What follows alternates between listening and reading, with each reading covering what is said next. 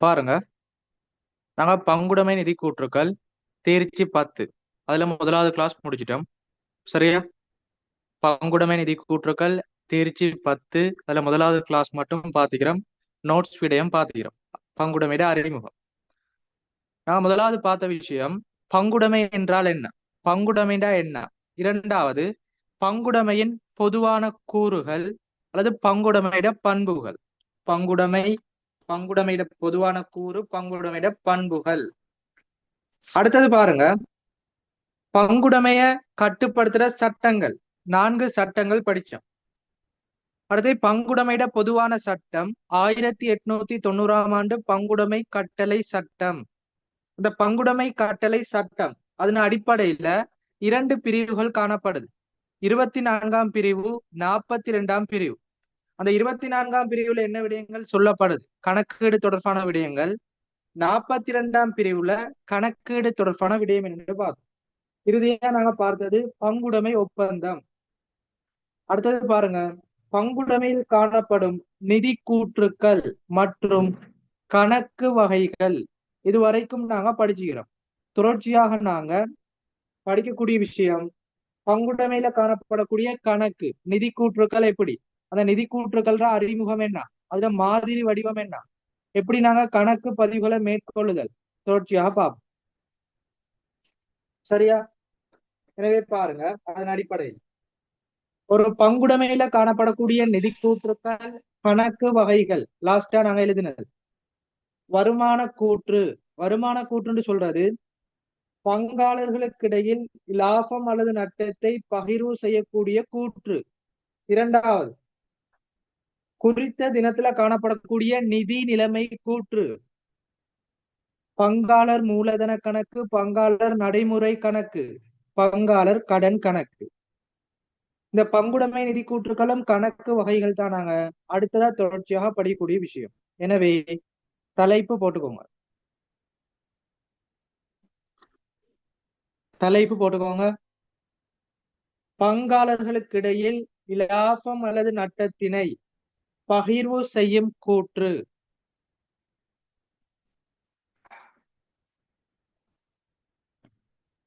பங்காளர்களுக்கிடையில் இலாபம் அல்லது நட்டத்தினை பகிர்வு செய்யும் கூற்று. இலாப நட்ட பகிர்வு கூற்று தலைப்போடும்.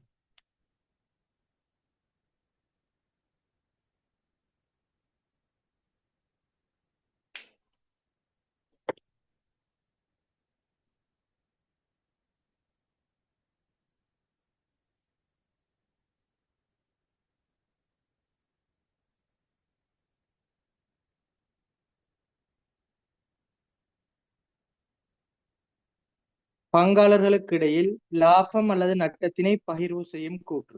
ஷோட்டா போட்டுக்கோங்க, லாப நட்ட பகிர்வு கூற்று. இதுல பாருங்க, வருமான கூற்றுன்னு சொல்றது நாங்க ஆரம்பத்திலேயே படிச்சுக்கிறோம். கணக்கீட்டு சமன்பாடு, அடுத்து தனியுடைமை நிதி கூற்றுக்களை வருமான கூற்று படிச்சுக்கிறீங்க. வருமான கூற்றுன்னு சொல்றது என்ன, வருமானத்திலிருந்து செலவுகளை கழிச்சு லாபத்தை கண்டுபிடிக்கிறது. ஓகே, நீங்க தனியுடைமையில எப்படி வருமான கூற்று படிச்சீங்களோ அதே பேட்டர்ன்ல தான் பங்குடைமையிலையும் வரும். விற்பனை, விற்பனை கிரயம், ஏனைய வருமானங்களை கூட்டுவீங்க, செயற்பாட்டு செலவுகளை கழிப்பீங்க, அப்படி ஒரு லாபம் வரும், தேறிய லாபம். அந்த தேறிய லாபத்தை நாங்க பங்காளர்களுக்கு இடையில எப்படி பகிர்வு செய்வோம், அதை நாங்க படிக்கிறது தான் லாப நட்ட பகிர்வு கூற்று. எனவே பாருங்க, முதலாவது லாப நட்ட பகிர்வு கூற்றுன்னு சொல்றது பங்குடைமை. இந்த பங்குடைமையில காணப்படக்கூடிய நபர்களை நாங்க சொல்லுவோம் பங்காளர்கள். 2 தொடக்கம் 20 வரையில காணப்படுவாங்க பங்காளர்கள் சொல்லுவோம். இந்த பங்காளர்களுக்கு இடையில ஒரு பங்குடைமை உழைக்கின்ற இலாபங்கள் அல்லது நட்டங்கள், அந்த இலாப நட்டத்தை எவ்வாறு பகிர்வு செய்வாங்க, எந்த அடிப்படையில பகிர்வு செய்யப்படும், அதை நாங்க விரிவாக படிக்கிறது தான் இலாப நட்ட பகிர்வு கூற்று. ஆண்டுக்குரிய லாபம், தேறிய லாபத்தை பங்காளர்களுக்கு இடையில எவ்வாறு பகிர்வு செய்தல், அதை வெளிப்படுத்துற கூற்று லாப நட்ட பகிர்வு கூற்று. இது கிளியரா? பங்குடைமையிலிருந்து கிடைக்கின்ற லாபம் அல்லது நட்டங்களை அப்பங்குடைமையில் ஈடுபடுகின்ற பங்காளர்களுக்கிடையில் பகிர்வு செய்யப்படும் அல்லது வெளிப்படுத்தும் கூற்று இலாப நட்ட பகிர்வு கூற்று. சிம்பிளா விளங்கிக்கோங்க. நீங்க ஆரம்பத்துல எப்படிமா லாபம் நட்டம் கண்டுபிடிப்பீங்க? விற்பனையில இருந்து விற்பனைக்கிறத கழிப்பீங்க மொத்த லாபம். அந்த மொத்த லாபத்துல தோட ஏனைய வருமானங்களை கூட்டி செலவுகளை கழிச்சா ஒரு லாபம் அல்லது நட்டம் வருமே. அந்த லாபம் அல்லது நட்டத்தை பங்காளர்களுக்கு இடையில எவ்வாறு பகிர்வு செய்தல், அதனை வெளிப்படுத்தும் கூற்று இலாப நட்ட பகிர்வு கூற்று. ஓகே, லாப நட்ட பகிர்வு கூற்று அது கீழே எழுதிக்கோங்க.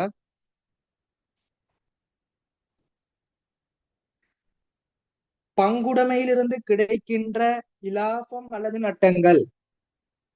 பங்குடைமையிலிருந்து கிடைக்கின்ற, எழுதிக்கோங்க, பங்குடைமையிலிருந்து கிடைக்கின்ற இலாபம் அல்லது நட்டங்கள்.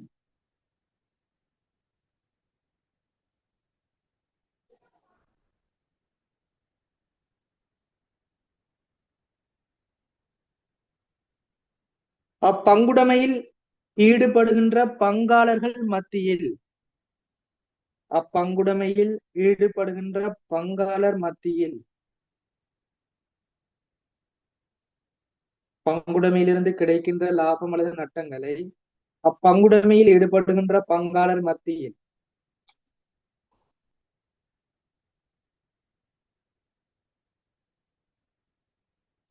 தொடர்ச்சியா எழுதுங்க. எவ்வாறு பகிர்வு செய்தல், எவ்வாறு பகிர்வு செய்தல்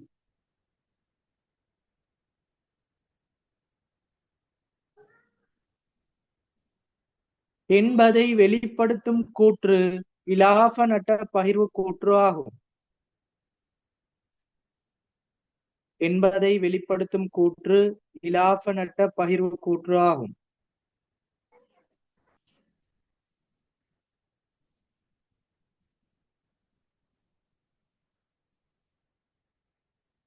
சரியா?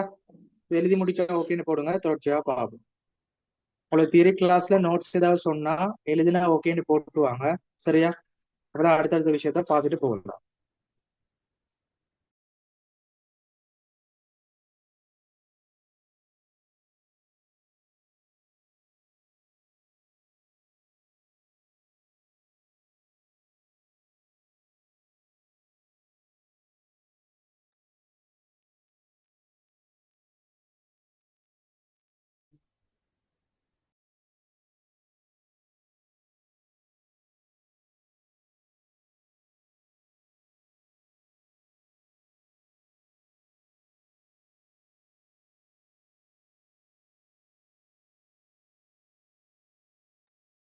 சரி, ஓகே. சரியா? லாப் நட்ட பகிர்வு கூற்றுன்னா என்னன்னு முதலாவது பார்த்துட்டோம். அடுத்த நோட்ல போட்டுங்க.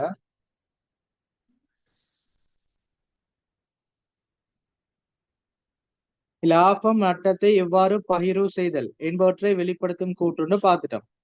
இந்த லாப நட்டங்கள் எப்படி பகிர்வு செய்யறது அடுத்த நோட்ல பாருங்க. அதாவது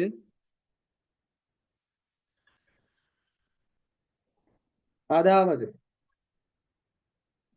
பங்குடைமை வணிகம் ஒன்றின், பங்குடைமை வணிகம் ஒன்றின், அதாவது பங்குடைமை வணிகம் ஒன்றின்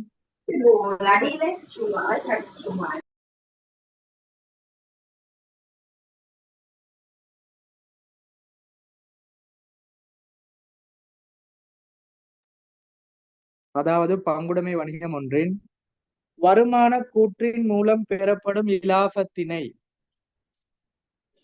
பங்குடைமை வணிகம் ஒன்றின் வருமான கூற்றின் மூலம் பெறப்படுகின்ற இலாபத்தினை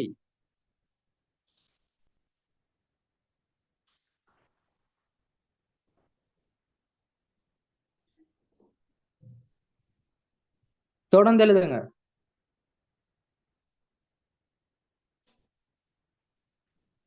பங்காளர் சம்பளம், பங்காளர் மூலதன வட்டி, இலாப பங்கு. பங்காளர் சம்பளம்,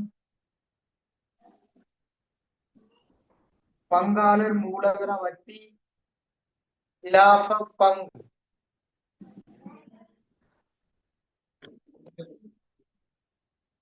பங்குடைமை வியாபாரம் ஒன்று அல்லது வணிகம் ஒன்றின் மூலம் இந்த வருமான கூற்றின் மூலம் பெறப்படும் இலாபத்தினை பங்காளர் சம்பளம், பங்காளர் மூலதன வட்டி, இலாப பங்கு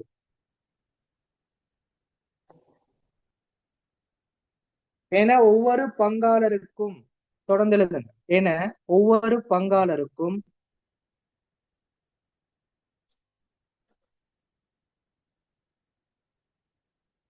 வேறு வேறாக அல்லது வெவ்வேறாக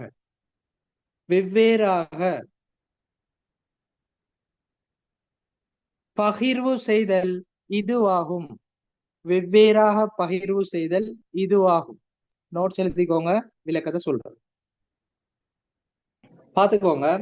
இலாப நட்ட பகிர்வு கூற்று ஆண்டுக்குரிய லாபத்தை பங்காளர்களுக்கு இடையில பகிர்வு செய்யற கூற்று லாப நட்ட பகிர்வு கூற்று. அந்த லாப நட்ட பகிர்வு கூற்று எப்படி பகிர்வு செய்யறாங்களா? பங்காளர் சம்பளம், பங்காளர் மூலதன வட்டி, லாப பங்கு, இந்த மூன்று அடிப்படையில இலாபத்தை பகிர்வு செய்யறதை நாங்க சொல்லுவோம் இலாப நட்ட பகிர்வு கூற்று. எனவே தெளிவா விளங்கிக்கோங்க.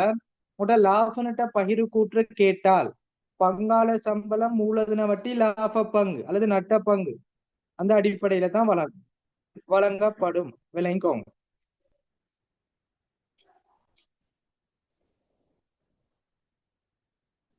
ஓகே, அடுத்த விஷயத்துக்கு போவோம். இந்த லாப நட்ட பகிர்வு கூற்றோட மாதிரி வடிவத்துக்கு போவோம். அடுத்த தலை போடுங்க. இலாப நட்ட பகிர்வு கூற்றின் மாதிரி வடிவம். இலாப நட்ட பகிர்வு கூற்றின் மாதிரி வடிவம்.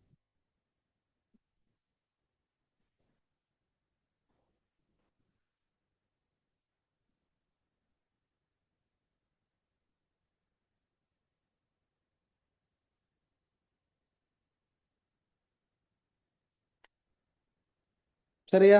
முதலாவது பாருங்க, நாங்க உழைக்கிற இலாபம் தேறிய லாபம். எனவே போட்டுக்கோங்க ஆண்டுக்குரிய தேறிய லாபம்.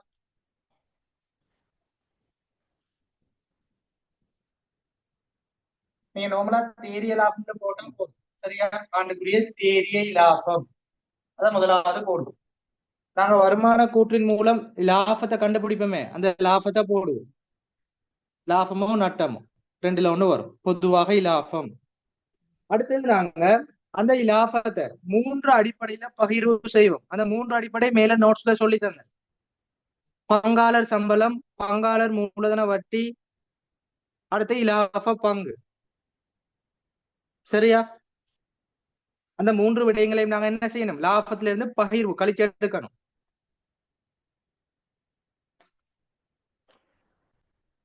எனவே முதலாவது போடுங்க பங்காளர் மூலதன வட்டி. உதாரணமா பங்காளர் ஏபிசின்னு மூன்று நபர் காணப்படுறாங்க. அப்ப மூன்று நபர்களும் தனித்தனியா மூலதன வட்டி போடணும். அதனால டோட்டல் பண்ணி மூலதன வட்டியை மைனஸ் பண்ணுவோம். லாபத்திலிருந்து முதலாவது பங்காளர் மூலதன வட்டி, ஒவ்வொரு பங்காளருக்கும் தனித்தனிய பெறுமதியை போட்டு டோட்டலை கழிச்செடுப்போம், மைனஸ் பண்ணுவோம். இரண்டாவது பங்காளர் சம்பளம்,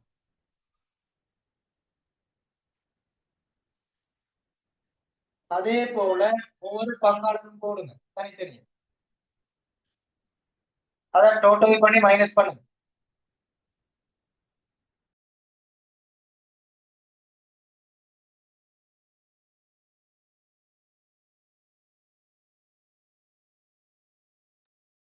சரியா?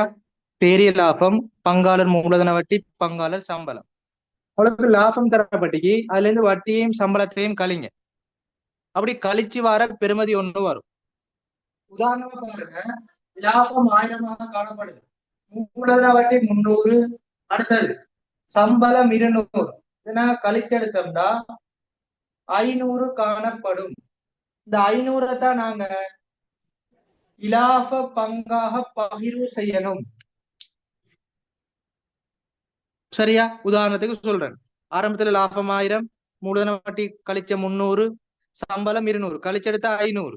இந்த 500 நாங்க இலாப பங்கு, பங்குடைமையில லாப நட்ட வீதம் ஒண்ணு தருவாங்க, பின்னுக்கு கேள்வியில பார்ப்போம். அந்த லாப நட்ட விகிதத்துக்கு அமைய உதாரணமா 2க்கு 2க்கு 1. அப்ப இந்த 2க்கு 2க்கு 1 500.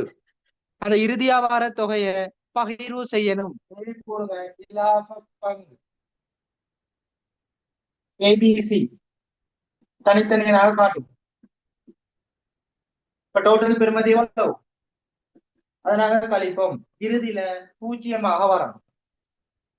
அதாவது இலாபத்தை அந்த 3 அடிப்படையில மொத்தமா பகிர்வு செய்யணும். ஓகேயா?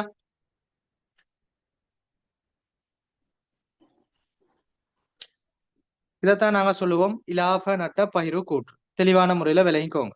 ஆண்டுக்குரிய தேறிய சம்பளம், அதுல இருந்து பங்காளர் மூலதன வட்டி, பங்காளர் சம்பளம், அதை கழிச்சு வார பெறுமதி. அந்த பெறுமதியை நாங்க லாப நட்ட வீதத்துக்கு அமைய இலாப பங்குன்னு போடுவோம். அப்ப தேறிய லாபத்துல இருந்து சகல விடயங்களையும் கழிச்செடுத்தா இறுதியில 0 வரும். சரியா? எந்த ஒரு கணக்கா இருந்தாலும் லாப நட்ட பகிர்வு கூற்றுல இறுதியில நீங்க 0 ஆக்கணும், 0 ஆக்கணும். இதை எழுதிக்கோங்க. இதை எழுதிட்டு லாப நட்ட பகிர்வு கூற்று கிளியர்ண்டா செட்ல போடுங்க. அடுத்த விடயத்துக்கு போவோம்.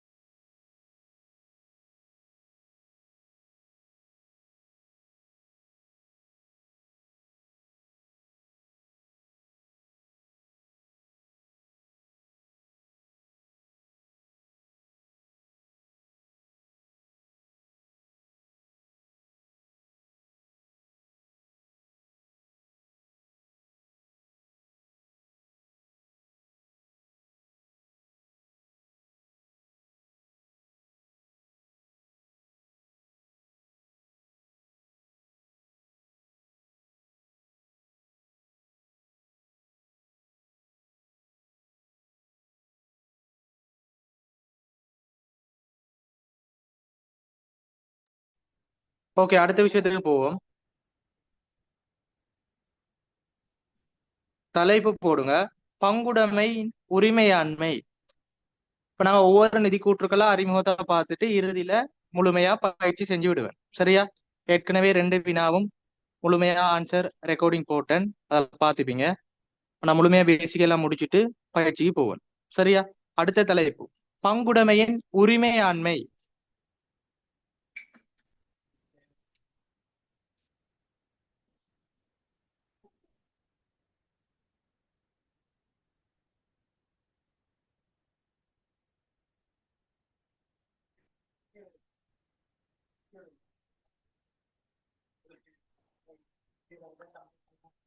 பங்குடைமையின் உரிமையாண்மை இது உங்களுக்கு பார்ட் 1 பேப்பருக்கு வரும், பார்ட் 2க்கு கட்டாயம் தேவை. முதலாவது விளங்கிக்கோங்க, பங்குடைமையின் உரிமையாண்மை என்று சொல்றது எந்த விடயத்தை கூட்டி வாரது. பங்குடைமையோட உரிமைண்டா என்ன?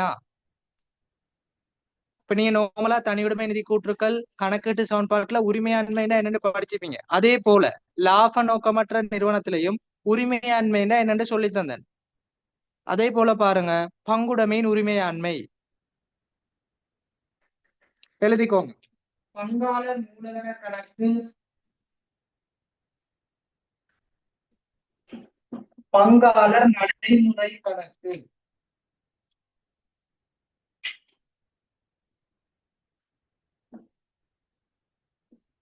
இந்த பங்காளர் மூலதன கணக்கினையும் பங்காளர் நடைமுறை கணக்கையும் கூட்டி வார பெறுமதி பங்குடைமையின் உரிமையாண்மையாகும். பங்காளர் மூலதன கணக்கு இறுதி மீதியையும் பங்காளர் நடைமுறை கணக்கு இறுதி மீதியையும் கூட்டி வாரது பங்குடைமையின் உரிமையாண்மை. எழுதிக்கோங்க. இந்த ரெண்டு கணக்குல இறுதி மீதியை நாம கூட்டி எடுக்கணும். இதை நோட் பண்ணிக்கோங்க. அடுத்து நாங்க பங்காளர் மூலதன கணக்கு நடைமுறை கணக்கு தொடர்பாக பார்ப்போம். முதலாவது பங்குடைமையுடைய உரிமையான மூலதன கணக்கினையும் நடைமுறை கணக்கினையும் இறுதி மீதியை கூட்டி வாரதுன்னு தெளிவா விளங்கிக்கோங்க. அடுத்தது நாங்க மூலதன கணக்கு நடைமுறை கணக்கு தொடர்பான அறிமுக விடயம், மாதிரி வடிவம், எந்த கூறுகள் பதிவு செய்யப்படும் எல்லாத்தையும் விளக்கமா பார்ப்போம்.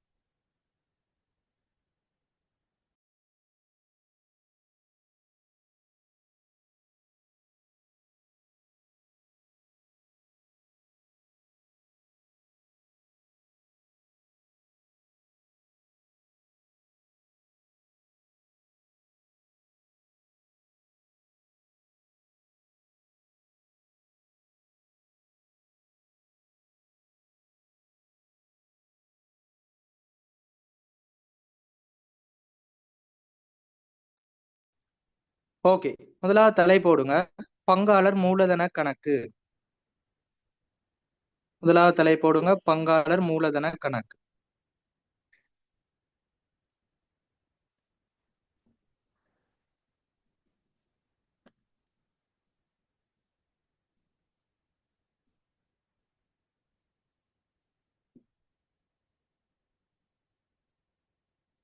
பங்காளர் மூலதன கணக்குன்னா முதலாவது என்ன? பங்காளர் மூலதன கணக்குன்னு சொல்றது நிலையான மூலதனத்தை பதிவு செய்யற ஒரு கணக்கு. நிலையான மூலதனம், சரியா? ஒரு பங்குடைமை, இரண்டாவது பங்காளர். பங்குடைமைக்கும் பங்காளர்களுக்கு இடையில பங்குடைமைக்கும் பங்காளர்களுக்கும் இடையில டெய்லி இடம்பெறக்கூடியது, அதாவது அடிக்கடி இடம்பெறக்கூடிய விடயங்களை நான் நடைமுறை கணக்குல பதிவு செய்வோம். ஆனால் நிலையான உரிமைகள், நிலையான மூலதன விடயங்களை நாங்க பதிவு செய்யறது மூலதன கணக்குல. எனவே முதலாவது விளைக்கோங்க, பங்குடைமை ஒன்றின் நிலையான உரிமைகளை காட்டக்கூடிய கணக்க சொல்லுவோம் மூலதன கணக்கு. பங்குடைமை ஒன்றின் நிலையான உரிமையினை காட்டக்கூடிய கணக்க சொல்லுவோம் மூலதன கணக்கு.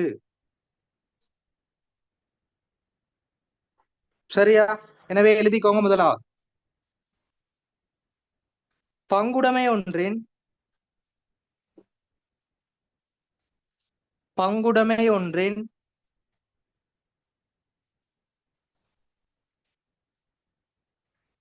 பங்காளர்களது, பங்குடைமை ஒன்றின் பங்காளர்களது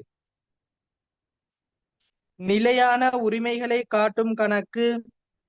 பங்குடைமை ஒன்றின் பங்காளர்களது நிலையான உரிமைகளை காட்டும் கணக்கு நிலையான மூலதன கணக்கு ஆகும்.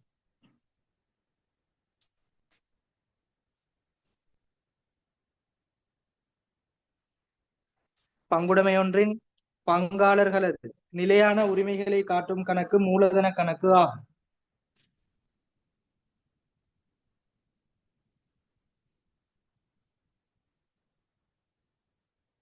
சரியா? இப்ப மூலதன கணக்குனா முதலாவது விளங்கிக்கோங்க, நிலையான உரிமைகள். யார உரிமை? பங்காளர். இந்த பங்காளர் நிலையான உரிமைகளை காட்டக்கூடிய கணக்க சொல்லுவோம் மூலதன கணக்கு. ஓகே,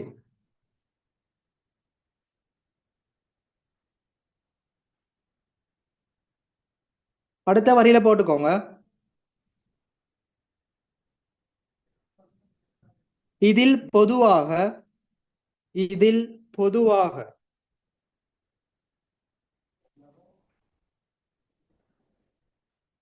பங்காளரது காசு கமா சொத்துக்கள்.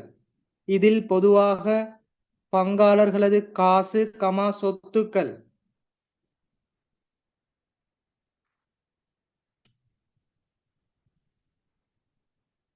மூலதன தொகையாகவும்.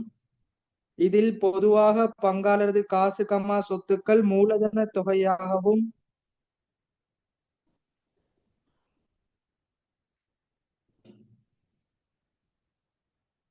கமா மேலதிக மூலதன தொகையாகவும் பதிவு செய்யப்படும். இதில் பொதுவாக பங்காளரது காசு கமா சொத்துக்கள் மூலதன தொகைகளாகவும் மேலதிக மூலதன தொகையாகவும் பதிவு செய்யப்படும்.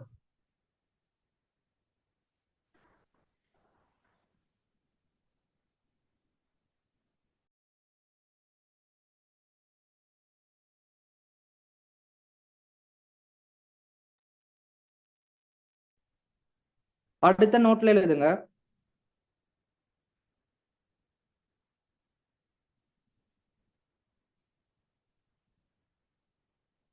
மற்றும் மற்றும் விசேடமான சந்தர்ப்பங்களில் மற்றும் விசேடமான சந்தர்ப்பங்களில் நன்மதிப்பு பதிவுகளும் பதிவு செய்யப்படும். விசேடமான சந்தர்ப்பங்களில் நன்மதிப்பு பதிவுகளும் மேற்கொள்ளப்படும். இதை எழுதிட்டு கவனிங்க. முதலாவது, பங்காளர் மூலதன கணக்குன்னு சொல்றது தெளிவா பாருங்க. நிலையான உரிமை, நிலையான மூலதனங்களை பதிவு செய்யறது மூலதன கணக்கு. சரியா?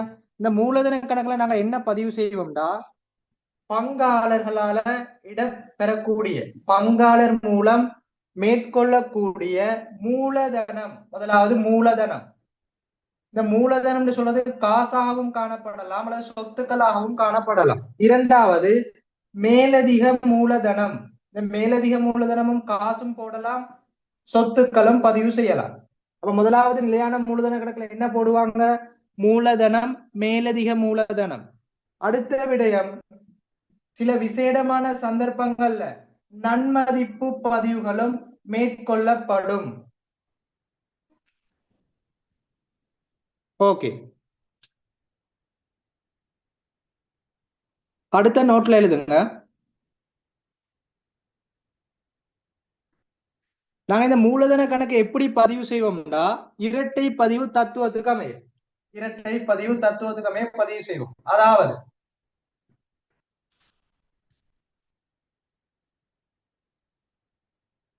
மூலதன தொகை, இந்த மூலதன பெறுமதிய அதிகரிக்கிற விடயங்கள் செலவு பக்கத்துல பதிவு செய்யப்படும். மூலதன தொகையினை குறைக்கும் விடயங்கள் வரவு பக்கத்துல பதிவு செய்யப்படும். உங்களுக்கு மாதிரி வடிவத்துல தெளிவா சொல்லித்தார. மூலதன பெறுமதியை அதிகரிக்கணுமா இருந்தா செலவுல தான் நாங்க வைக்கணும். ஏன்டா இது ஒரு உரிமை கணக்கு. உரிமைண்டா செலவு மீதி. எனவே மூலதன பெறுமதியை அதிகரிக்கிறதுக்கு செலவு பக்கத்திலையும், மூலதன பெறுமதியை குறைக்கிற விடயங்களை வரவு பக்கத்திலையும் பதிவு செய்யணும். எனவே அடுத்த நோட்ல போடும். இரட்டை பதிவு தத்துவத்திற்கு அமைய, கொஞ்சம் வேகமா எழுதிக்கோங்க. இரட்டை பதிவு தத்துவத்திற்கு அமைய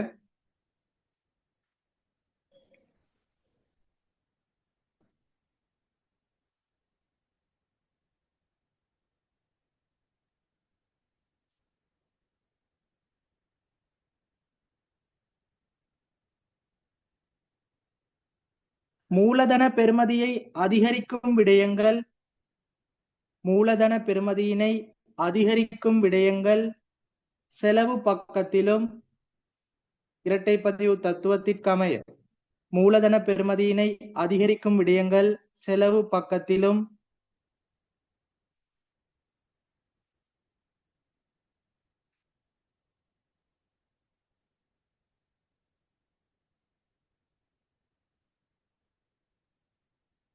மூலதன பெறுமதியினை குறைக்கும் விடயங்கள் வரவு பக்கத்திலும் பதிவு செய்யப்படும்.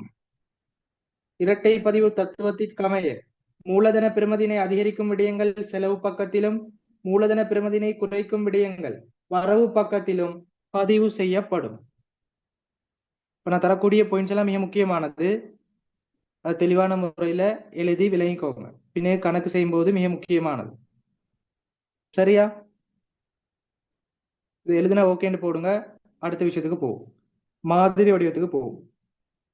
நமக்கு தேவையான விடயம் ஒவ்வொரு நிதி கூற்றுகள மாதிரி வடிவம், அதுல எந்தெந்த விடயங்கள் பதிவு செய்யப்படும், எவ்வாறு பதிவு செய்யப்படும்.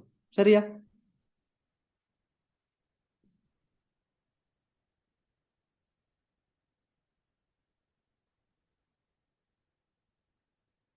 ஓகே. அடுத்த வரியில எழுதிக்கோங்க. மூலதன கணக்கில் பதிவு செய்யக்கூடிய விடயங்கள். மூலதன கணக்கில் பதிவு செய்யக்கூடிய விடயங்கள்.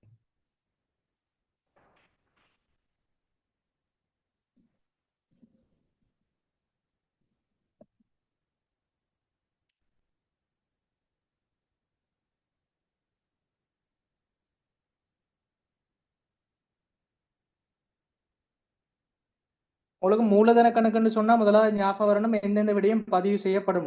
முதலாவது பாருங்க, ஆரம்ப மீதி. இந்த ஆரம்ப மீதின்னு சொல்றது மூலதனமாக இடப்படக்கூடிய விடயம். மூலதனம், ஆரம்ப மீதி பதிவு செய்யப்படும். மூலதனம். அடுத்தது மேலதிக மூலதனம் பதிவு செய்யப்படும்.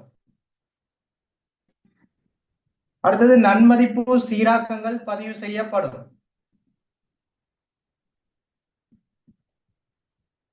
ஆரம்ப மீதின்னு சொல்றது வரவாகவும் காணப்படலாம், செலவாகவும் காணப்படலாம். அதாவது வரவு மீதி, செலவு மீதி.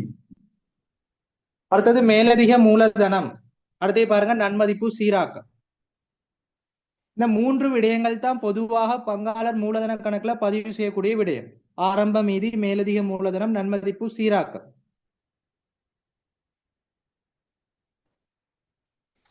நோட் பண்ணிக்கோங்க.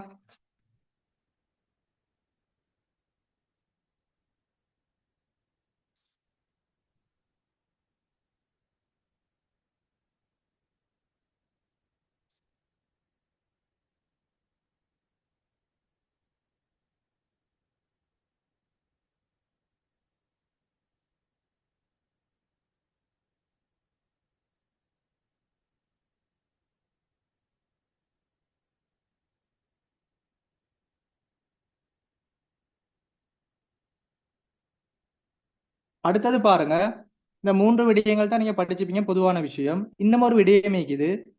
பங்காளர் விலகுற சந்தர்ப்பத்துல அவர உரிமை தொகையினை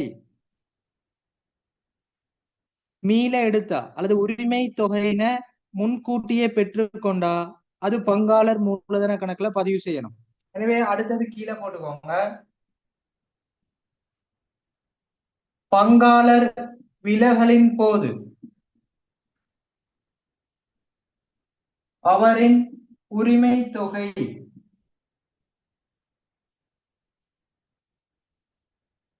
பங்காளர் விலகலின் போது அவரின் உரிமை தொகை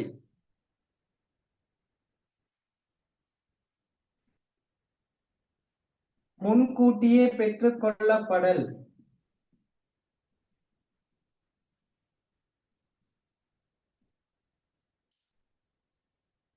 பின்னுக்கு நான் சொல்லித்தாரேன். முதலாவது நீங்க விளங்கிக்கோங்க. ஒரு பங்காளர் மூலதன கணக்குண்ட ஆரம்ப மீதி, மேலதிக மூலதனம், நன்மதிப்பு சீராக்கம் பதிவு செய்யப்படும். இது பொதுவான விடயம். அதோட சேர்த்து ஒரு விசேட சந்தர்ப்பத்துல ஒரு பங்காளர் விலகும் போது அவர உரிமை, அந்த உரிமை தொகை முன்கூட்டி காசாக பெற்றுக்கொள்ளப்பட்டா அதுவும் வரும். விளங்கிக்கோங்க. இதை எழுதுங்க.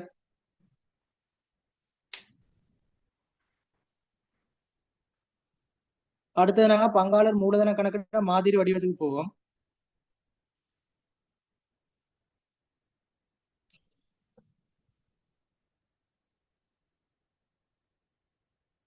இதை அழிக்கிறேன்.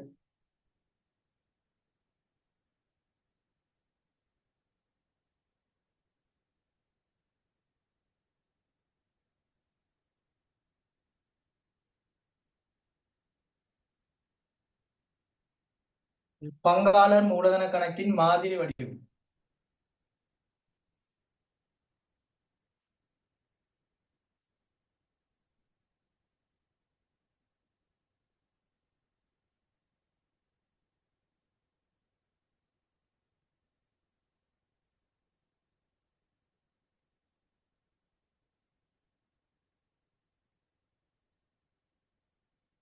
உங்களுக்கு பங்காளர் மூலதன கணக்கு எப்படி வரும்னா தெளிவா பாருங்க.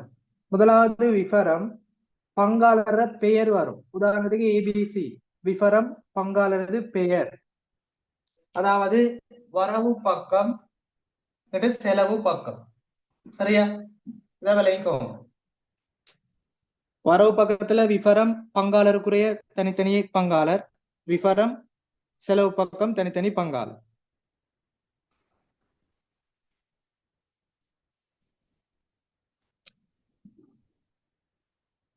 முதலாவது மூலதன கணக்குல என்ன விஷயம் வரும் தெளிவா சொல்லிட்டேன். முதலாவது ஆரம்ப மீதி பதிவு செய்யணும். எனவே போட்டுக்கோங்க மீதி. இது வரவு மீதியாகவும் காணப்படலாம், செலவு மீதியாகவும் காணப்படலாம். ஆனால் பொதுவாக செலவு மீதியாக காணப்படும். தெளிவா விளைக்கும். பங்காளர் மூலதன கணக்கு பொதுவா செலவு மீதியா காணப்படும், வரவு மீதியாகவும் தரலாம். அப்ப மீதின்னு போட்டு செலவுலையும் வரவுலையும் போடுங்க. இது ஆரம்பத்துல மூலதனமா இடப்பட்ட தொகை, அதான் ஆரம்ப மீதி. இரண்டாவது மூலதனம் என்னது? மேலதிக மூலதனம். இது காசாக வரலாம் அல்லது சொத்துக்களாக வரலாம். மேலதிக மூலதனம் சொல்றது உரிமைய கூட்டுற விடயம், உரிமையிட பெருமதிய அதிகரிப்பு செய்யற விடயம். எனவே அது எங்க வரும்? செலவுல வரும். தெளிவா விளைவிக்கும்.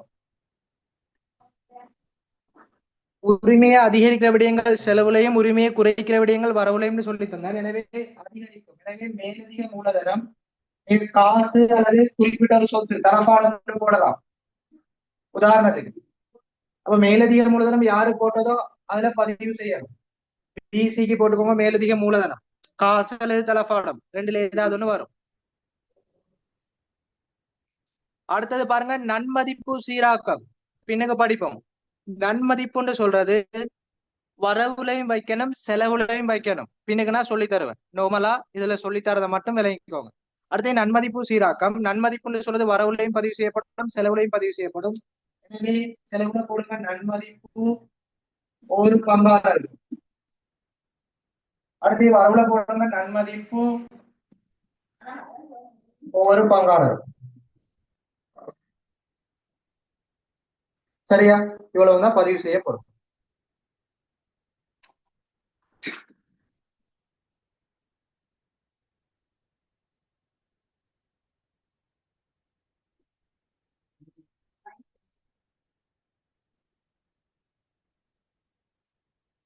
எனவே நாங்க கூட்டி எடுப்போம். டபுள்ல போறது மொத்த பெருமதி, அதுல இருந்து நாங்க கழிச்சுட்டு வர்றது மீதி வந்தது, மீதி சென்றது. சரியா? ஆரம்ப மீதி வரவுலையும் வரும், செலவுலையும் வரும், பொதுவாக செலவுல பதிவு செய்யப்படும்.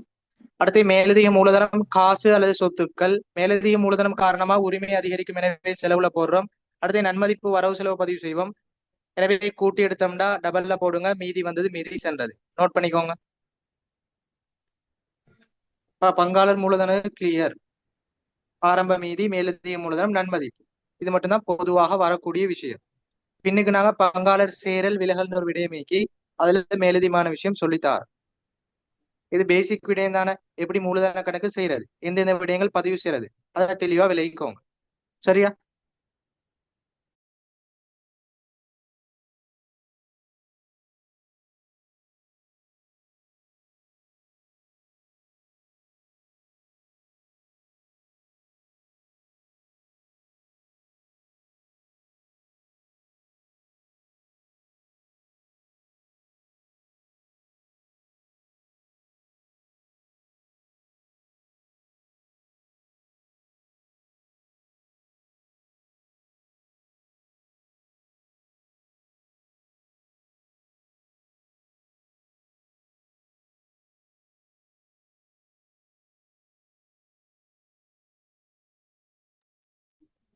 ஓகே, இது கிளியர்னு செட்ல போடுங்க.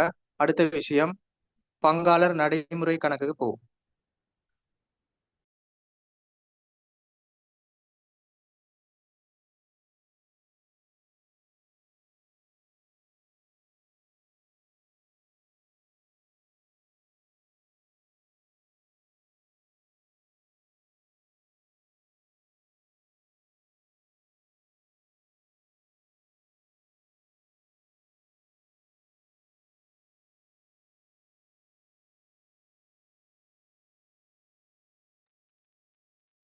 ஓகே, எழுதிக்கோங்க. பங்காளர் மூலதன கணக்கு மாதிரி வடிவம் போட்டோம், அது கீழே முதலாவது நோட் எழுதிக்கோங்க.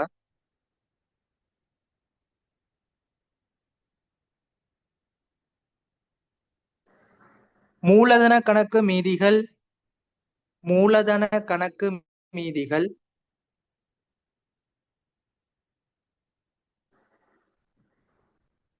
வரவு கமா செலவு மீதிகளாக காணப்படும். மூலதன கணக்கு மீதிகள் வரவு கமா செலவு மீதிகளாக காணப்படும்.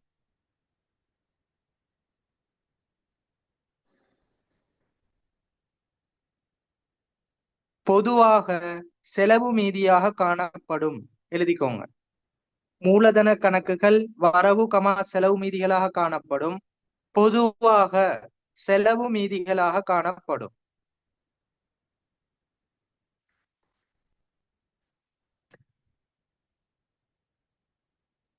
சரியா? ஓகே, இப்ப நாங்க அடுத்த விஷயத்துக்கு போவோம். பங்காளர் நடைமுறை கணக்கு.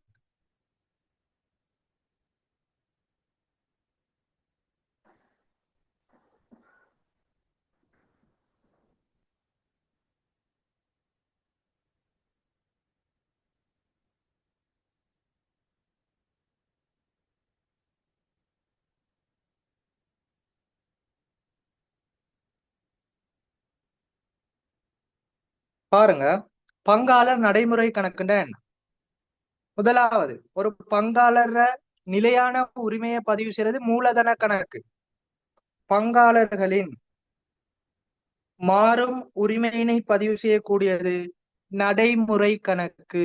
எனவே முதலாவது விளங்கிக்கோங்க, பங்காளர்களது மாறும் உரிமையினை பதிவு செய்யக்கூடிய, வெளிப்படுத்தக்கூடிய கணக்கு பங்காளர் நடைமுறை கணக்கு ஆகும். எனவே முதலாவது எழுதிக்கோங்க,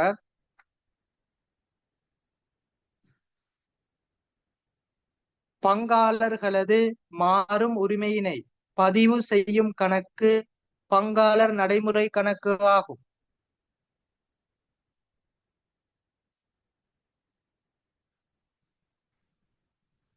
பங்காளர்களின் மாறும் உரிமையினை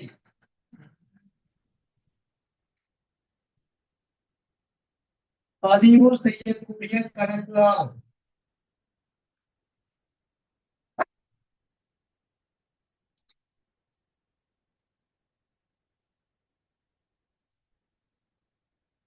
பங்காளரது மாறும் உரிமையினை பதிவு செய்யும் கணக்கு பங்காளர் நடைமுறை கணக்கு ஆகும்.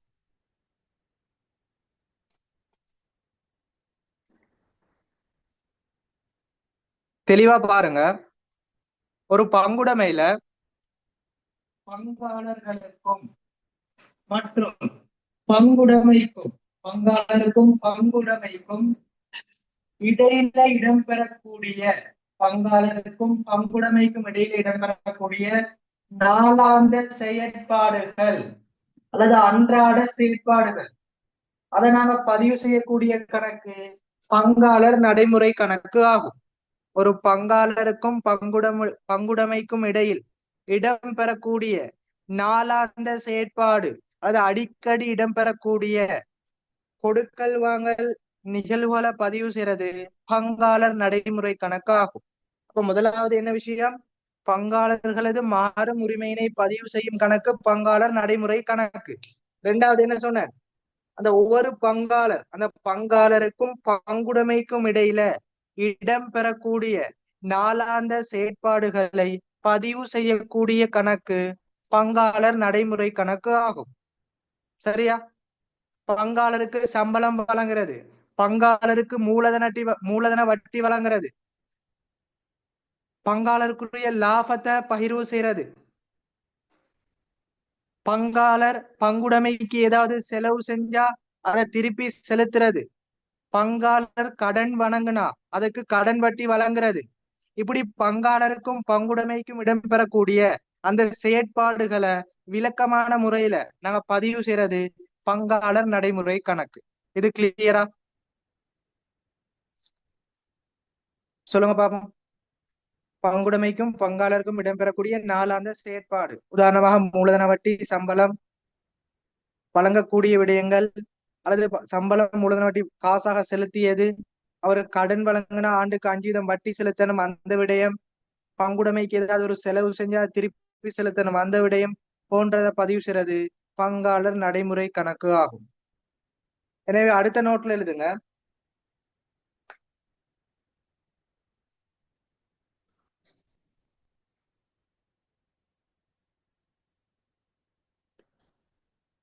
பங்குடைமைக்கும் பங்காளருக்கும் இடையில் பங்குடைமைக்கும் பங்காளருக்கும் இடையில்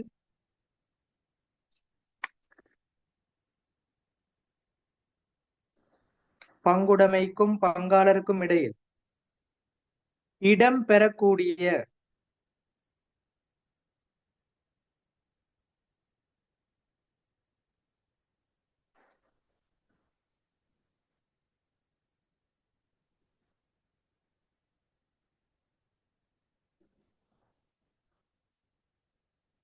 நாளாந்த செயற்பாடுகளை பங்குடைமைக்கும் பங்காளருக்கும் இடையில் இடம்பெறக்கூடிய நாளாந்த செயற்பாடுகளை பதிவு செய்யக்கூடிய கணக்கு இதுவாகும்.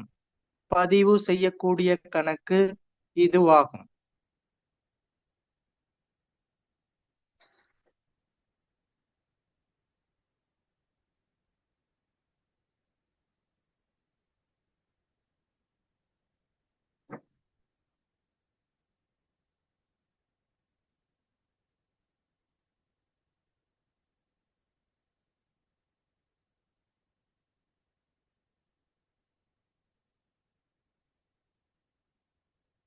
ஓகே, அடுத்தது பாருங்க.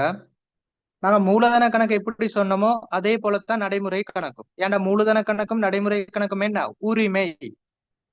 தெளிவா பாருங்க. நடைமுறை கணக்கு, நடைமுறை கணக்குனா உரிமை மீறி. நடைமுறை கணக்க அதிகரிக்கக்கூடிய விடயங்களை செலவுலையும், நடைமுறை கணக்க குறைக்கக்கூடிய விடயங்களை வரவுலையும் பதிவு செய்யணும். நடைமுறை கணக்கிட பெறுமதிய அதிகரிக்கக்கூடிய விடயங்களை செலவுலையும், நடைமுறை கணக்கிட பெறுமதி குறைவடையக்கூடிய விடயங்களை வரவுலையும் பதிவு செய்யணும். அடுத்த நோட்ல போடுங்க.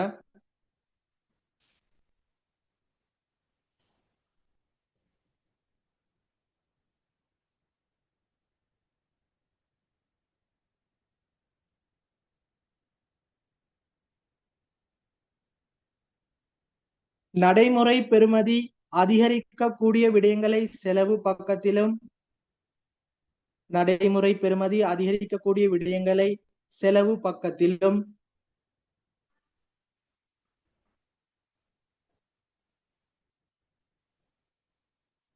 நடைமுறை பெறுமதி அதிகரிக்கக்கூடிய விடயங்களை செலவு பக்கத்திலும்,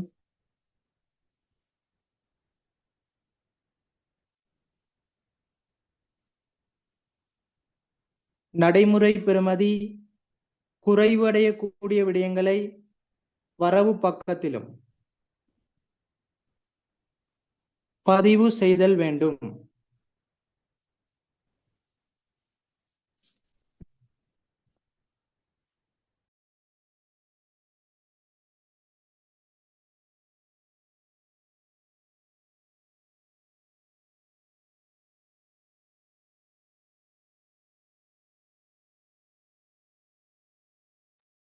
அடுத்தது பாருங்க, முக்கியமான விஷயம் ஒண்ணு.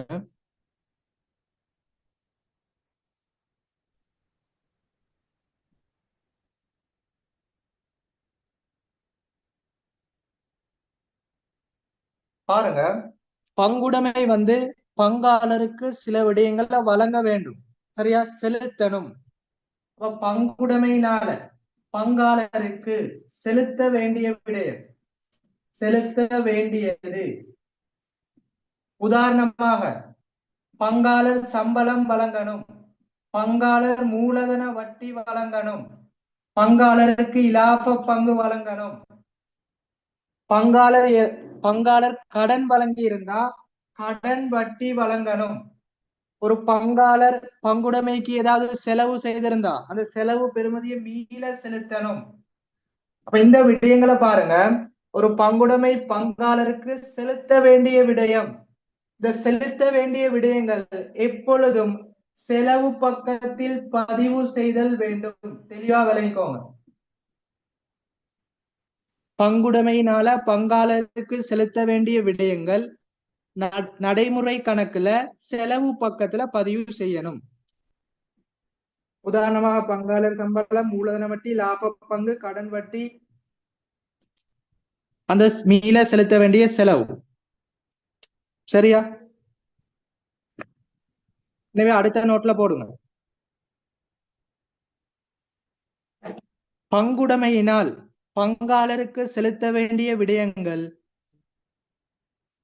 பங்குடைமையினால் பங்காளருக்கு செலுத்த வேண்டிய விடயங்கள்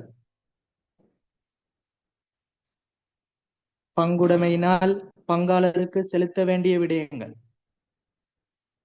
நடைமுறை கணக்கில் செலவு பக்கத்தில் பதிவு செய்தல் வேண்டும். பங்குடைமையினால் பங்காளருக்கு செலுத்த வேண்டிய விடயங்கள்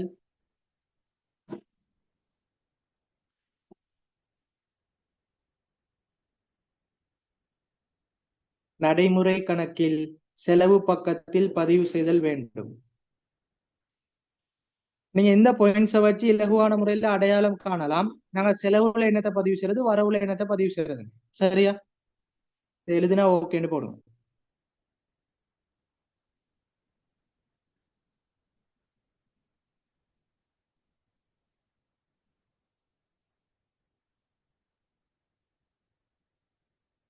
பாருங்க, இதே போல ஒரு பங்குடைமை பங்காளருக்கு காசாக செலுத்துற விடயமும் நீக்குது. காசாக செலுத்துறது. அப்ப அடுத்தது பாருங்க, செலுத்திய விடயம். செலுத்தியது காசாக செலுத்திய விடயங்களை எங்க பதிவு செய்யறதுனா வரவு பக்கத்தில் பதிவு செய்யணும். செலுத்திய விடயங்கள்டா என்ன? நாங்க பங்காளர் சம்பளம் வழங்கணும். அந்த சம்பளம் காசாக செலுத்தப்படுதா? வரவுல வைங்க. பங்காளர் மூலதன வட்டி காசாக செலுத்தப்படுதா? வரவுல பதிவு செய்யுங்க. நட்ட பங்கா இருந்தா வரவுல பதிவு செய்யுங்க.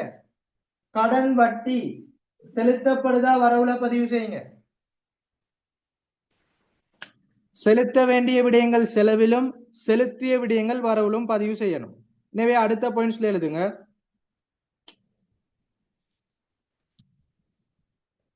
பங்குடைமையினால் பங்காளருக்கு செலுத்திய விடயங்கள், அதாவது காசாக செலுத்திய விடயங்கள், பங்குடைமையினால் பங்காளருக்கு செலுத்திய விடயங்கள், காசாக செலுத்திய விடயங்கள் நடைமுறை கணக்கில் வரவு பக்கத்தில் பதிவு செய்தல் வேண்டும். செலுத்த வேண்டிய விடயங்கள் செலவுல, செலுத்திய விடயங்கள் வரவுல. உதாரணமா செலவுல வரக்கூடியதான் பங்காளர் சம்பளம், மூலதன வட்டி, லாப பங்கு, கடன் வட்டி, ஏதாவது செலவுகள் செலுத்த வேண்டி இருந்தா அந்த விடயங்கள் செலுத்தி இருந்தா வரவுல போடுங்க. இங்க நமக்கு லாப பங்கு செலவுல வர மாதிரி நட்ட பங்கு வரவுல வரும். இதை எழுதிட்டு ஓகேன்னு போடுங்க. கிளியர்னா நடைமுறை கணக்கு மாதிரி வடிவத்துக்கு போகும். ஏதாவது டவுட் இருந்தா சந்தேகம் இருந்தா கேட்டுக்கொள்ளலாம். சரியா? விலங்காட்டி கேட்டுக்கோங்க.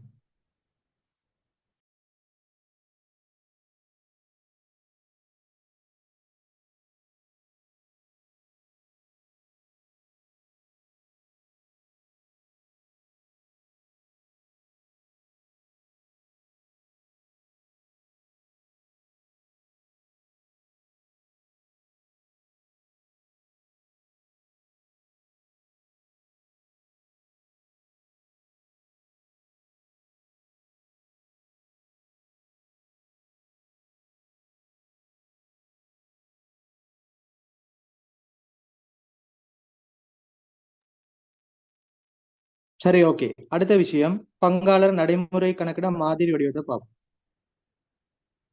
தலைப்பு போடுங்க, பங்காளர் நடைமுறை கணக்கின் மாதிரி வடிவம்.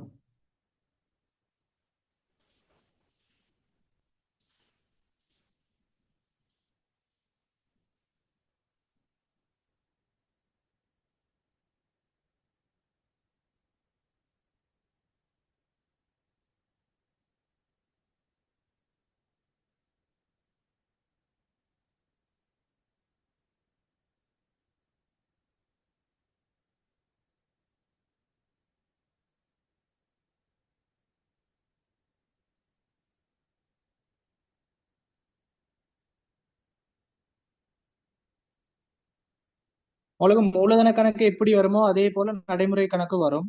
விபரம் பங்காளர பெயர், விபரம் பங்காளர பெயர், வரவு செலவு. சரியா?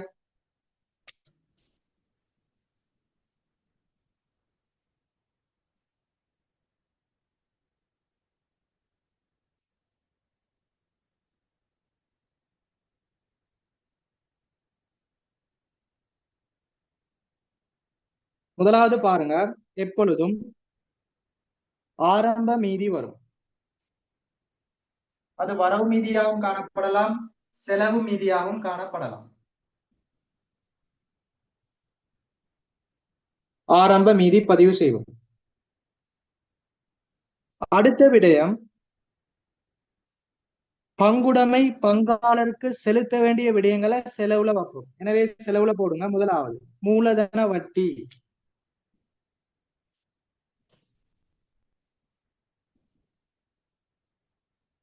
இரண்டாவது பங்காளர் சம்பளம். இதுல உங்களுக்கு எல்லா பங்காளருக்கும் வரலாம், அல்லது சில பங்காளருக்கு மட்டும் வரலாம். அது உங்களுக்கு வினாக்களை பொறுத்து. சரியா? இதுல நாங்க பொதுவா எல்லாத்துக்கும் போடுறோம். சில வினாக்கள்ல உதாரணமா ஏபி ரெண்டு பங்காளருக்கு மட்டும் சம்பளம் வரலாம், சிக்கு வராம இருக்கலாம். அது வினாக்களை பொறுத்து. சரியா? நீங்க விளங்கிக் கொள்ள வேண்டிய விஷயம், செலவுல என்னென்ன பதிவு செய்யறது. ஆரம்பத்துல மீதி வரவும் வரும், செலவும் வரும். அடுத்து மூலதன வட்டி, அடுத்து பங்காளர் சம்பளம். அடுத்த விஷயம், பங்காளரினால பங்குடைமைக்கு மேலதிக கடன் வழங்கினா 5% வட்டின்னு சொல்லி தந்தன 24ஆம் பிரிவுல. அந்த விஷயம் வரும். கடன் வட்டி போட்டுக்கோங்க. பங்காளர் கடன் வட்டி.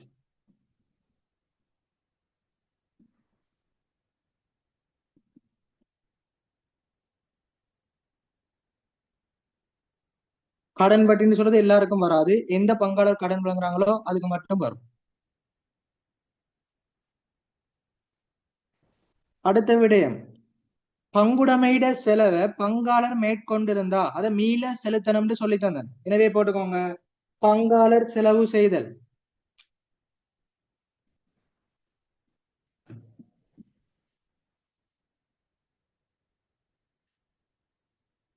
உங்களுக்கு கேள்வியில என்ன செலவுன்னு தருவாங்க, நார்மலா எழுதிக்கோங்க, பங்காளர் செலவு செய்தல். அதை மீள செலுத்தணும்.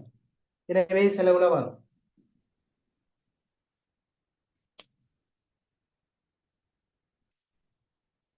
சரியா? இவ்வளவு விடயங்கள் தான் உங்களுக்கு நடைமுறை கணக்குல பொதுவாக செலவுல வாரது. இறுதியா போட்டுக்கோங்க, இலாப பங்கு.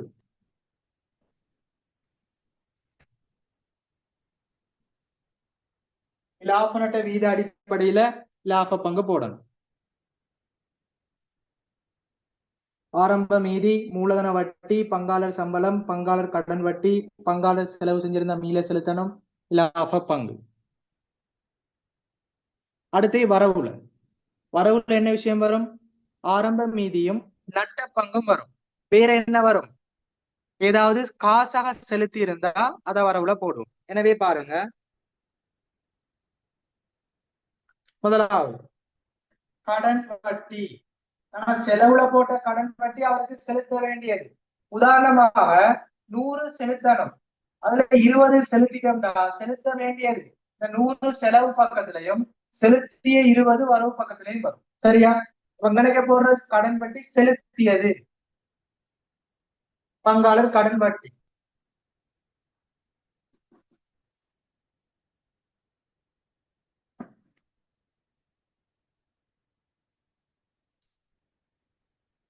அடுத்தது போடுங்க நட்ட பங்கு. இப்ப உங்களுக்கு ஒரு கணக்குல லாப பங்கும் நட்ட பங்கும் ரெண்டும் வராது. உங்களுக்கு விலகி கொள்றதுக்காக சார்ட்ல தாரன் லாப பங்கு நட்ட பங்கு இங்க வரும். ஆனா வினாவை பொறுத்த மட்டும் ஒண்ணு லாப பங்கா வரலாம், அல்லது நட்ட பங்கு மட்டும்தான் வரலாம்.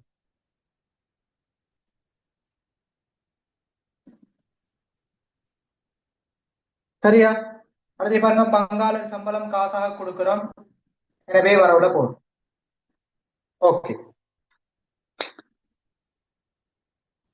அப்ப லாஸ்டா விளங்கிக்கோங்க, ஒரு நடைமுறை கணக்குல என்னென்ன விடயம் பதிவு செய்யப்படும்டா, செலவுல ஆரம்ப மீதி, மூலதன வட்டி, பங்காளர் சம்பளம், பங்காளர் கடன் வட்டி, ஒரு பங்காளர் செலவு செய்யற தொகை, லாப பங்கு. வரவுல வரக்கூடியது ஆரம்ப மீதியும் நட்ட பங்கும்.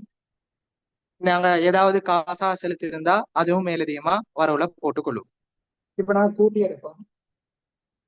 கூட்டி எடுத்து டபுள்ல போடுவோம்.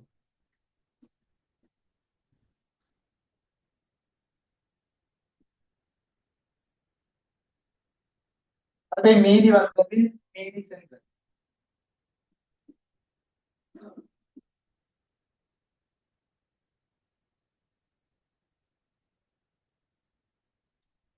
எழுதிக்கோங்க.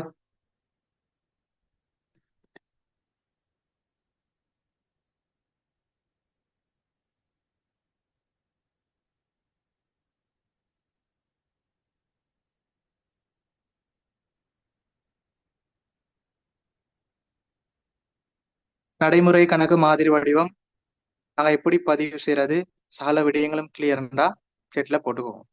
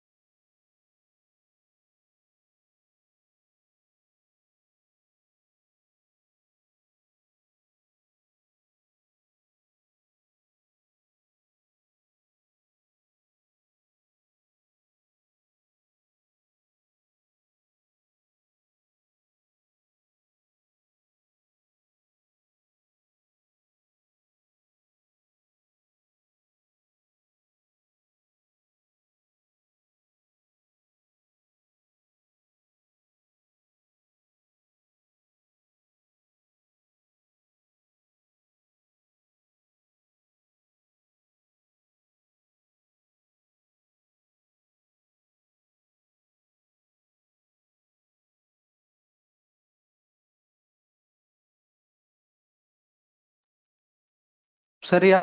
இப்ப நாங்க அடுத்த விஷயம் பார்க்கணும். நாட்குறிப்பு பதிவுகள் பார்க்கணும். அதாவது இலாப நட்ட பகிர்வு கூற்று அதுலயும் நடைமுறை கணக்குலையும் வரக்கூடிய விடயங்கள், பதிவு செய்யக்கூடிய விடயங்களுக்கு இரட்டை பதிவு பார்ப்போம். சரியா? இது பார்ட் 1ல வரலாம். பார்ட் 2 பயிற்சிக்கு தேவை.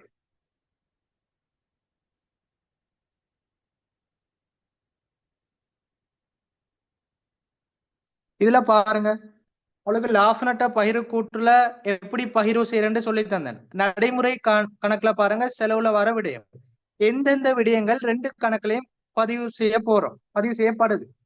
மூலதன வட்டி, பங்காளர் சம்பளம், இலாப பங்கு, இந்த மூன்று விடயங்களையும் பாருங்க. பின்னுக்கு நோட்ஸ்ல திரும்பி பாருங்க.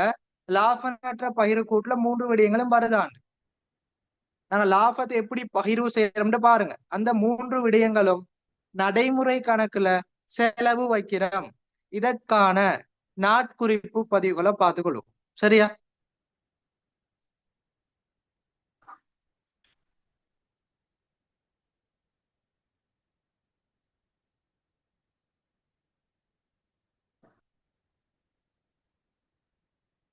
பற்றுக்கள் வந்தா நடைமுறை கணக்குல வரவுல பதிவு செய்யணும். அதையும் போட்டுக்கோங்க.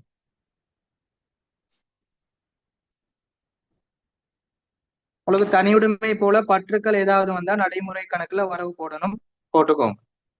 இப்ப நாங்க அடுத்தது நாட்குறி பதிவுக்கு போவோம்.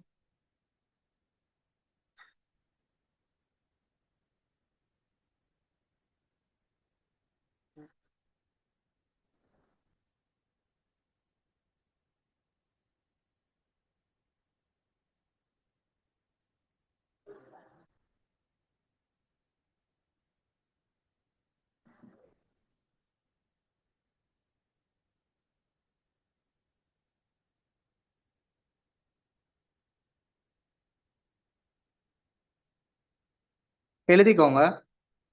இலாப நட்ட பகிர்வு கணக்கிலும்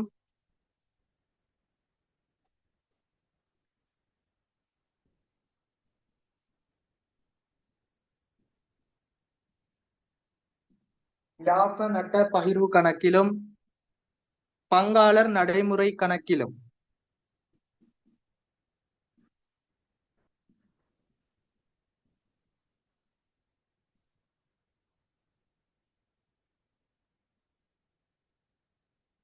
பதிவு செய்யப்படும் விடயங்களுக்கான பதிவு செய்யப்படும் விடயங்களுக்கான நாட்குறிப்பு பதிவுகள் அல்லது இரட்டை பதிவு வந்து தலை போடணும். இலாப பகிர்வு கணக்கிலும் பங்காளர் நடைமுறை கணக்கிலும் பதிவு செய்யப்படும் விடயங்களுக்கான நாட்குறிப்பு பதிவுகள் அல்லது இரட்டை பதிவுகள். நான் இரட்டை பதிவு வச்சுதான் கணக்கு செய்யறது. சரியா? ஆரம்பத்துல சாட் எல்லாம் சொல்லி தந்துட்டேன், எப்படி பதிவு செய்யறதுன்னு பார்த்துட்டோம். இப்ப இரட்டை பதிவை பார்க்கிறோம்.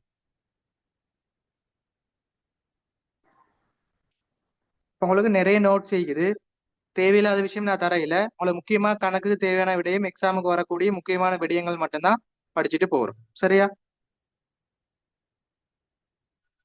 இப்ப முதலாவது பாருங்க, நீங்க லாப நட்ட பகிர்வு கணக்கிலையும் பங்காளர் நடைமுறை கணக்கிலையும் பதிவு செய்யக்கூடிய விடயங்களுக்கான இரட்டை பதிவு. எனவே முதலாவது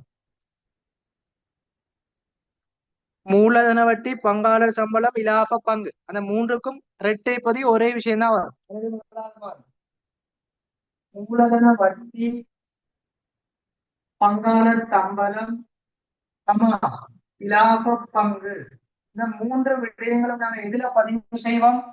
முதலாவது இலாப நட்ட பகிர்வு கூட்டுல வரும், இரண்டாவது நடைமுறை கணக்குல செலவுல வரும். சரியா? லாப நட்ட பகிர்வு கூட்டுல வரும், நடைமுறை கணக்கு செலவுல வரும். இந்த ரெண்டு தான் பதிவு செய்யணும். எனவே இந்த மூன்று விடயங்களுக்கும் இரட்டை பதிவு ஒரே மாதிரி வரும். எழுதிக்கோங்க. இலாப நட்ட பகிர்வு கணக்கு வரவு, பங்காளர் நடைமுறை கணக்கு செலவு. இலாப நட்ட பகிர்வு கணக்கு வரவு,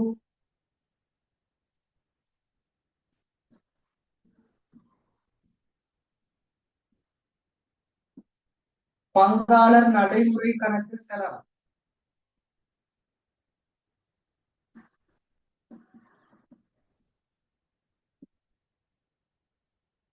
லாப நட்ட பகிர்வு கூட்டுல வரவு வைக்கிறோம், பங்காளர் நடைமுறை கணக்குல செலவு வைக்கிறோம். எழுதிக்கோங்க. அது மூலதன வட்டியா இருந்தாலும், பங்காளர் சம்பளமா இருந்தாலும், லாப பங்கா இருந்தாலும் சேமான இரட்டை பதிவு ஒரே மாதிரி வரும்.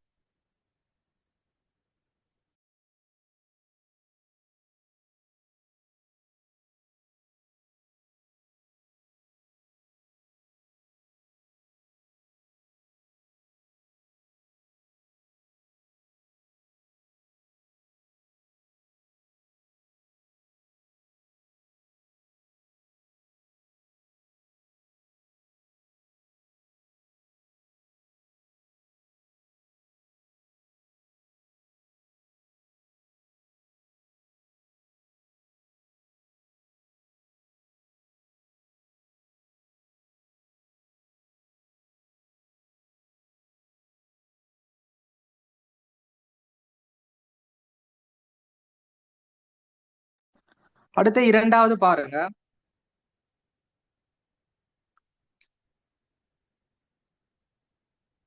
பங்காளர் கடனுக்கான வட்டி.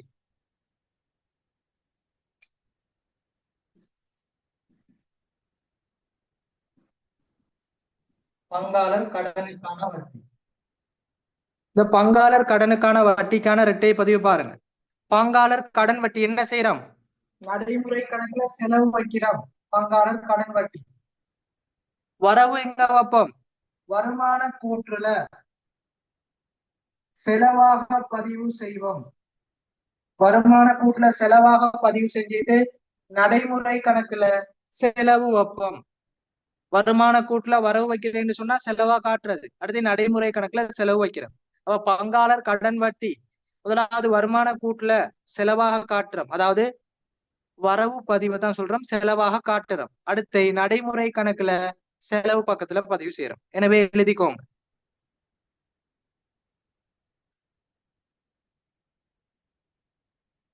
லாப நட்ட கணக்கு வரவு, பங்காளர் நடைமுறை கணக்கு செலவு.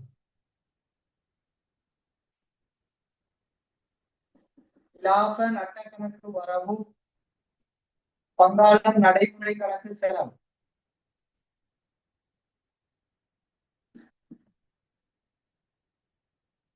நம்ம இதுல லாப நட்ட கணக்குன்னா வருமான கூற்று தெளிவா விளங்கிக்கோங்க. லாபநட்ட பகிர்வு கணக்குண்டா லாபநட்ட பகிர்வு கூற்று. சரியா? இது வேற இது வேற. லாபநட்ட கணக்குண்டா தேர்ச்சி ஆறுலையும் சொல்லி தந்தார், அது வருமான கூற்று. இப்ப லாபநட்ட கணக்கு வரவு பங்காளர் நடைமுறை கணக்கு செலவு, பங்காளர் கடன் வட்டி. யாரு தாரது? பங்காளர் பங்குடைமைக்கு தந்த கடன்.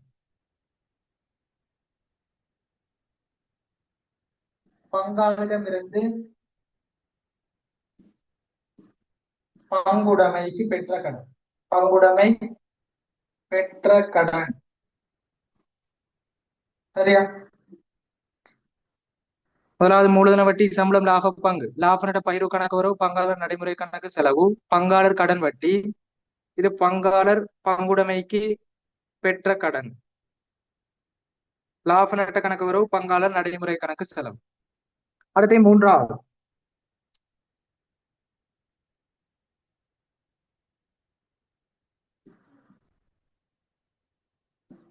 பங்காளர் செலவு செய்தல். ஒரு பங்குடைமையிட செலவு, விளம்பர செலவு 10,000, அத பங்காளர் செலுத்துறார். பங்குடைமை தொடர்பான செலவுகளை பங்காளர் செலுத்தும் போது, இதுக்கு எழுதிக்கோங்க, பங்குடைமை தொடர்பான செலவுகளை பங்காளர் செலுத்தும் போது. பங்காளர் செலவு செய்தல் ஷோர்ட்டா போட்டுகிறேன், அதுக்கு நோட் பண்ணிக்கோங்க. பங்குடைமை தொடர்பான செலவுகளை பங்காளர் செலுத்தும் போது ஒரு பங்குடைமையிட விளம்பர செலவு 10,000, அந்த 10,000 பங்காளர் செலுத்துறாரு. இப்ப பங்குடைமையில சல்லி இல்ல, அப்ப பங்காளர் செலுத்துறாரு. அப்படி அவரை செலுத்திட்டாருன்னு பணத்தை செலுத்தாம இருக்கிறது இல்ல, பங்காளருக்கு அவர் செலுத்திய தொகையை திருப்பி கொடுக்கணும். 24ஆம் பிரிவு. எனவே பங்குடைமை தொடர்பான செலவுகளை பங்காளர் செலுத்தினா எப்படி இரட்டை பதிவு, அதே போலதான் கடன் வட்டி மாறியே வரும். வருமான கூற்றுல செலவாக காட்டிட்டு நடைமுறை கணக்குல செலவு பக்கத்துல வைக்கணும். வருமான கூட்டுல வரவும் நடைமுறை கணக்குல செலவு. எனவே எழுதிக்கோ, லாப நட்ட கணக்கு வரவு பங்காளர் நடைமுறை கணக்கு செலவு.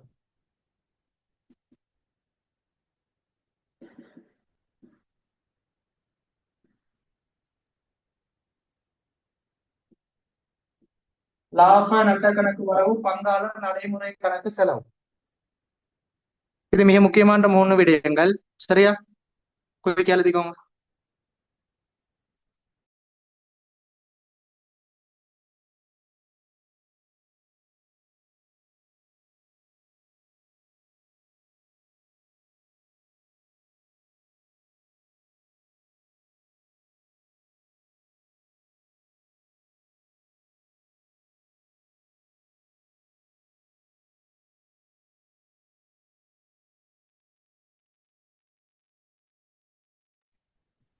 அடுத்து 4வது போடுங்க, பற்று.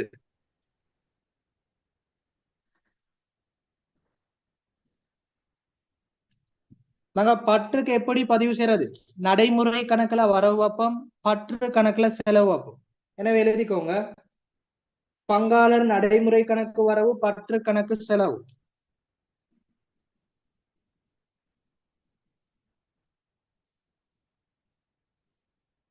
பங்காளர் நடைமுறை கணக்கு வரவு பற்று கணக்கு செலவு.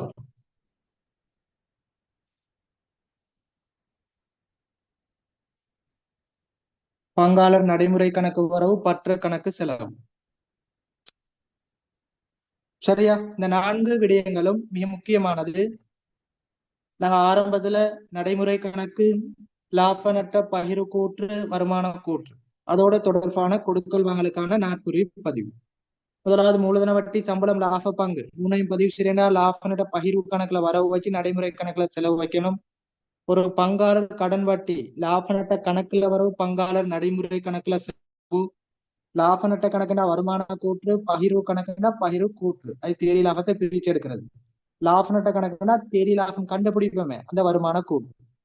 அடுத்து பாருங்க, பங்காளர் செலவு செய்யறதும் அதே போல வரும். லாப நட்ட கணக்கு வரவு பங்காளர் நடைமுறை கணக்கு செலவு. இறுதியாக பார்த்தது பற்று, பங்காளர் நடைமுறை கணக்கு வரவு பற்று கணக்கு செலவு. இன்னைக்கு நாங்க படிச்ச விடயம் சகலதும் கிளியராண்டு போடுங்க.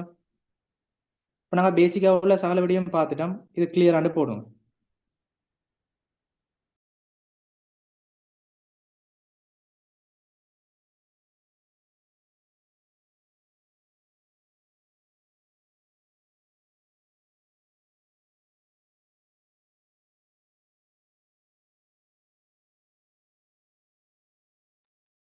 பங்குடைமையில பேசிக்கா நம்ம தெரிஞ்சுக்கொள்ள வேண்டிய விஷயம், லாப நட்ட பகிர்வு கூற்று எப்படி செய்யறது, நடைமுறை கணக்கு எப்படி பதிவு செய்யறது, மூலதன கணக்கு எப்படி பதிவு செய்யறது, இந்த 3 விடயங்களும் படிச்சிட்டோம்.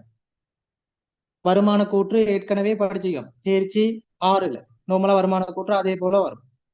அடுத்து நாம படிக்கக்கூடியது நிதி நிலைமை கூற்று இருக்குது. அடுத்து முக்கியமான மேலதிகமான நிறைய விஷயம் இருக்குது. அது போக போக தொடர்ச்சியான முறையில இந்த மாதம் உங்களுக்கு தொடர்ச்சியான முறையில வகுப்புகளை போட்டு முழுமையா பங்குடைமையை முடிச்சு தருவேன். அடுத்து தேர்ட் டைம் தொண்டமனார் பேப்பர் குரூப்ல போட்டேன், FWC பேப்பர் அதை முழுமையா செஞ்சு விடுவேன். அடுத்து பார்ட் 2 ரிவிஷன், உங்களுக்கு உற்பத்தி கிரை கூற்று, லாப நோக்கமற்ற நிறுவன கணக்குகள், பங்குடைமை கணக்குகள், அதுக்கு முன்னுக்குள்ள மூலேடுகள் வரக்கூடிய வங்கி இணக்க கூற்று, வழக்கலை திருத்தல், கட்டுப்பாட்டு கணக்கு, சகல விடயங்களும் பார்ட் 2 இன்ஷால்லா பிராக்டிஸ் பண்ணுவோம் தேர்ட் டைம் எக்ஸாமுக்கு முன்னாடி. சரியா?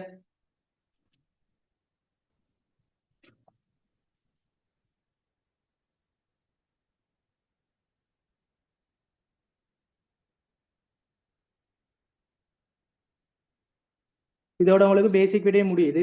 இன்ஷால்லா தொடர்ச்சியாக அடுத்து நாங்கள் ஆரம்ப அடிப்படை பயிற்சிகளும், அது தொடர்ச்சியாக நிதி நிலைமை கூற்று, சீராக்கம் அதாவது நன்மதிப்பு சீராக்கம், ஒரு பங்காளர் சேரல் விலகல், அது தொடர்பான சாதன நோட்ஸும் படிச்சுட்டு இறுதியா நாங்க முழுமையான பார்ட் 2 பயிற்சிக்கு போவோம். சரியா? அப்ப இதுவரைக்கும் நாங்க படிச்ச பங்குடைமையில நோட்ஸ் விடயம், முக்கியமான கணக்கு விடயம் எல்லாத்தையும் ரிவிஷன் பண்ணிக்கோங்க. தொடர்ச்சியான விடயங்களை படிச்சுட்டு இறுதியா நாங்க பெரிய பங்குடைமை கணக்குக்கு போவோம். இன்ஷால்லா நாளைக்கு சந்திப்போம். அடுத்த கிளாஸ்ல தொடர்ச்சியா படிப்போம். தேங்க்யூ. ஜஸாக்கல்லா ஹைரா.